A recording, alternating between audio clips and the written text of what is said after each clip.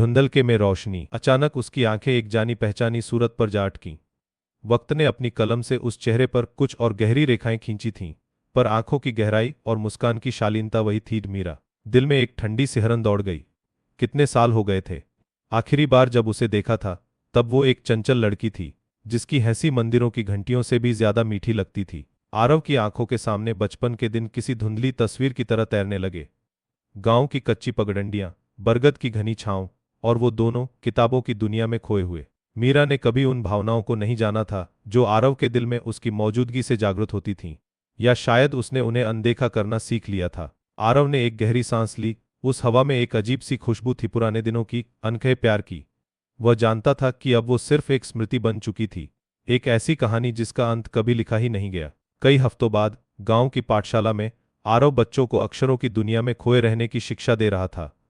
उसकी आवाज में वही ठहराव और शांति थी जो उसकी जिंदगी में थी। एक दोपहर आरव अपनी पसंदीदा नदी के किनारे बैठा था, जहां अक्सर वो अपनी कविताएं लिखता था। पानी का धीमा बहाव और हवा की सरसराहट उसे सुकून देती थी। दूर से उसने देखा, नदी की ओर एक स्त्री आ रही थी। उसकी चाल में वही सहजता थी, और आंचल का रंग गहरा नीला। आरव का दिल एक बार फिर जोरों से धड़क उठा। मीरा पास आई और उसे पहचान लिया। उसकी आंखों में एक पल के लिए हैरानी तैर गई, फिर एक हल्की झिझकती हुई मुस्कान। आरव आरव उठ खड़ा हुआ। उसकी आवाज में एक हल्की थरथराहट थी। मीरा, तुम यहाँ? मीरा ने बताया कि वह कुछ दिनों के लिए अपने मायके आई थी, घर के कुछ जरूरी काम से। उसकी आवाज में एक थकी हुई उदासी थी, जो आरव ने तुरंत भांप ली। इस बरगद के पेड़ के नीचे आरव ने धीमी आवाज में कहा, कितनी कहानियां गढ़ी थी हमने, याद है? मीरा ने सिर हिलाया। उसकी आंखों में एक चमक सी आ गई।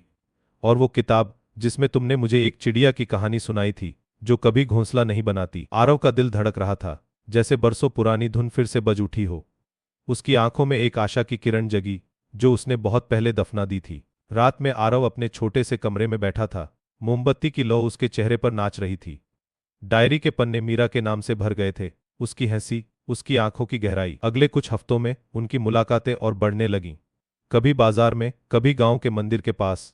हर बार कुछ अनकहे शब्द उनके बीच मंडराते रहते। एक दिन मंदिर के पीछे वाले छोटे बगीचे में मीरा ने अपनी जिंदगी के बारे में थोड़ा बताया।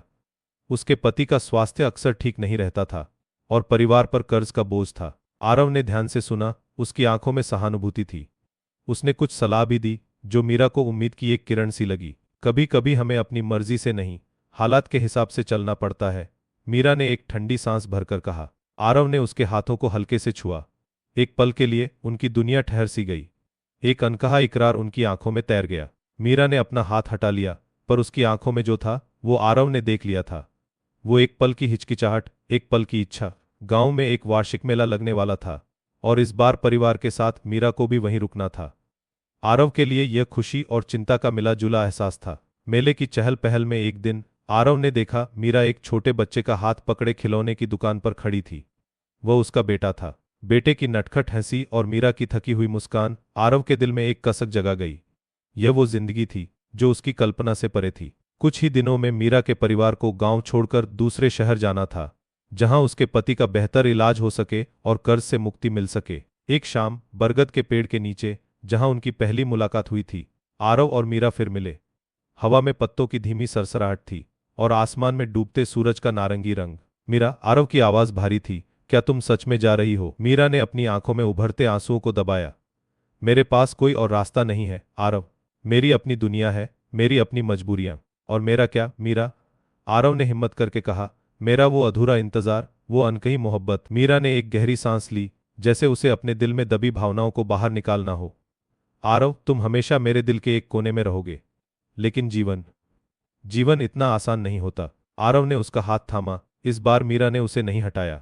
उनकी उंगलियां एक पल के लिए उलझ गईं, एक मूक विदाई की तरह। खुश रहना मीरा, आरव ने कहा। उसकी आवाज में एक अजीब सी शांति थी, एक स्वीकारोक्ति की शांति। मीरा ने बस सिर हिलाया, बिना कुछ कहे। उसके आंसू अंधेरे में किसी अनमोल मोती की तरह चमक रहे थे।